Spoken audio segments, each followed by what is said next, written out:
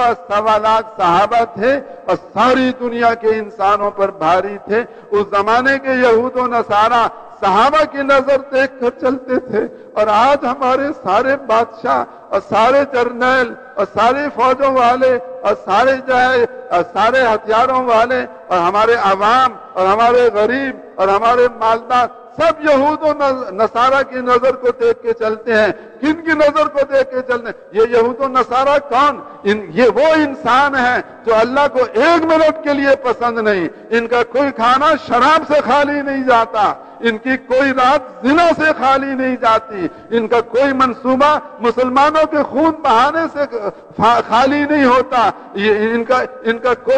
کا کوئی آنا جانا، ان کے یہ سارے کے سارے دورے یہ اسلام کو مٹانے سے خالی نہیں ہے۔ یہ سارے کے سارے وہ ظالم ترین انسان ہیں جو ہمارا خون چوسنا چاہتے ہیں، ہماری عورتوں کو ننگا کرنا چاہتے ہیں، ہمارے بچوں کو ذبح کرنا چاہتے ہیں، جو ہمارے خونی دشمن، ہمارے جانی دشمن، جو ہمارے لیے ہمارا سب کچھ برباد کرنا چاہتے ہیں۔ ہم ان کے پیروں کو اپنے سروں پہ رکھیں اور ان کے طریقوں پہ چلیں اور ان سے جا کر ہم درخواستیں کریں کہ مائی باپ بنو، ہماری یہ امداد کرو۔ اور حضرت محمد صلی اللہ علیہ وسلم جو راتوں کو ہماری وجہ سے رویا کرتے تھے، جو دن بھر میں ہماری وجہ سے اپنا پسینہ بہاتے تھے، جو دن بھر میں ہماری وجہ سے اپنا خون بہاتے تھے، جن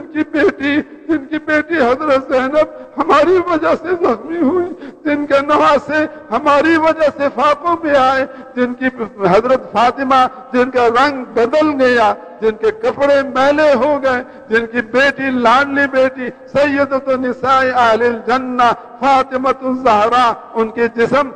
جسم کی ساری رونقیں ختم ہو گئی، جنہوں نے اپنے آپ کو ہمارے لیے قربان کیا، جو حج میں گئے تو ہمیں نہ بھولے، جو معراج میں گئے تو وہاں ہمیں نہ بھولے، اور جو انتقال فرماوے تو ہمیں نہ بھولے۔ آج بھی حدیث میں آتا ہے کہ اس وقت بھی حضرت محمد علیہ السلام جہاں اللہ کے پاس عالم برزخ میں موجود ہیں، آپ پر امت کے اعمال پیش کیے جاتے ہیں۔ اچھے اعمال دیکھتے ہیں تو آپ خوش ہوتے ہیں، اور ہمارے برے اعمال دیکھتے ہیں تو ہمارے لیے آپ استغفار فرماتے ہیں۔ اب اس دنیا سے جا کر بھی اپنی امت کو آپ نہیں بھولے، آپ ہمیں وہاں اب بھی یاد کرتے ہیں، ہمارے لیے استغفار کرتے ہیں۔ کل قیامت کے دن ہر ایک نفسی نفسی کہے گا، حضرت محمد علیہ السلام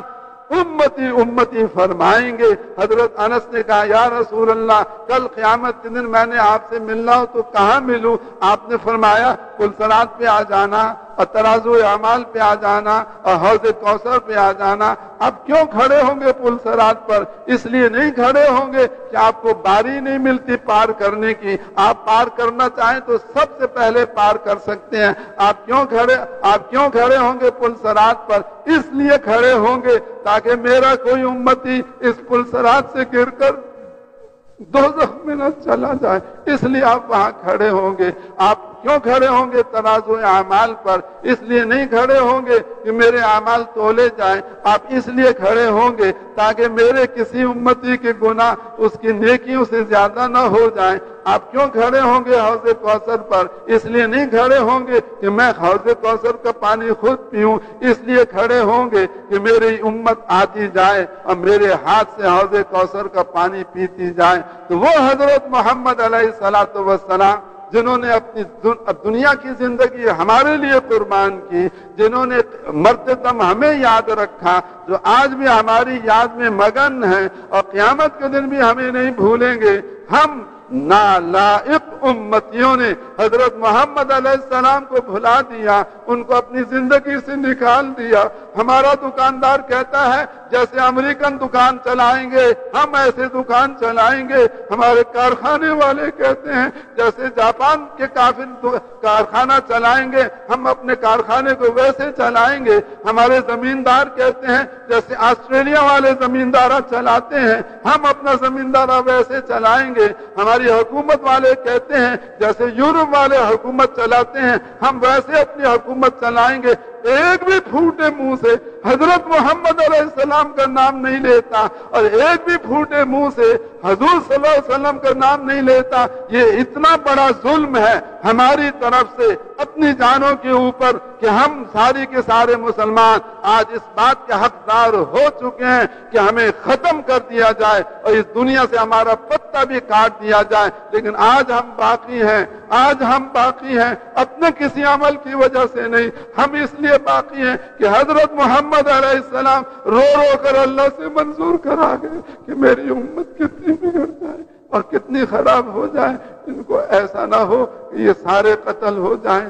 یہ سارے شہید کر دیے جائیں، ان کی عورتیں مار دی جائیں، ان کے بچے مار دیے جائیں، ان کے مردوں کو قتل کر دیا جائے، اللہ ایسا نہ ہو، ان کو ایسا نہ ہو کہ یہ سارے ختم ہو جائیں۔ آج ہم حضرت محمد علیہ السلام کی دعا کی وجہ سے باقی ہیں، ہمارا کوئی منہ ایسا نہیں کہ ہم ایک منٹ دنیا میں زندہ رکھے جائیں۔ بھائیو، یہ بات سرسری نہیں ہے اور یہ بات معمولی نہیں ہے اور یہ بات کچی نہیں ہے، یہ بات بنیادی ہے، یہ بات پکی ہے۔ اس امت کی قسمت نہیں پلٹ سکتی۔ آپ چلے جاؤ یورپ کے اندر سارے کے سارے امت والوں اور جا کر یہود و نصارہ کو لپٹ جاؤ، آپ چلے جاؤ امریکہ کے اندر اور امریکنوں کے پیچھے اپنے آپ کو سارا چلا دو، آپ چلے جاؤ کافروں کے پیچھے اور اپنا سارا کچھ ان کے پیچھے لگا دو، آپ کی قسمت نہیں پلٹ سکتی، آپ کے حالات نہیں بہتر ہو سکتے، آپ کا دامن پاک نہیں ہو سکتا، آپ کی پریشانیاں دور نہیں ہو سکتی۔ دور ہونے کا ایک راستہ اللہ کو راضی کرنا، اللہ کو راضی کرنے کے لیے ایک راستہ دعوت خداوندی میں چلائیں اور عبادت خداوندی میں چلائیں اور خلافت خداوندی میں چلائیں۔ اس پر اگر آج مسلمان آ جائیں اور پچھلے کو اللہ سے معاف کرا لیں، آئندہ کے لیے اپنی ساری زندگی عبادت میں لگائیں، ساری زندگی خلافت خداوندی میں لگائیں، ساری زندگی اور دعوت خداوندی میں لگائیں، اگر یہ پچھلے پہ توبہ کر لیں اور آئندہ ادھر چلنے کا ارادہ کر لیں تو اللہ تعالیٰ آج کے مسلمانوں کو ایسے عروج عطا فرمائے گا جیسے صحابہ کرام کو عروج عطا فرمایا تھا، اور تمام مادہ پرست اور مخلوق سے متاثر ہو کے چلنے والے اور دنیاوی ساز و سامان میں ہم سے آگے نکلنے والے، ان سب کو اللہ ہمارے قدموں کے نیچے لائے گا، جیسے اللہ نے کفار اس زمانے کے کفار کو صحابہ کے قدموں کے نیچے کر دیا تھا۔ تو میرے بھائیوں اور دوست اور بزرگوں، بولو اس کے لیے کون لگائے گا اپنی ساری زندگی؟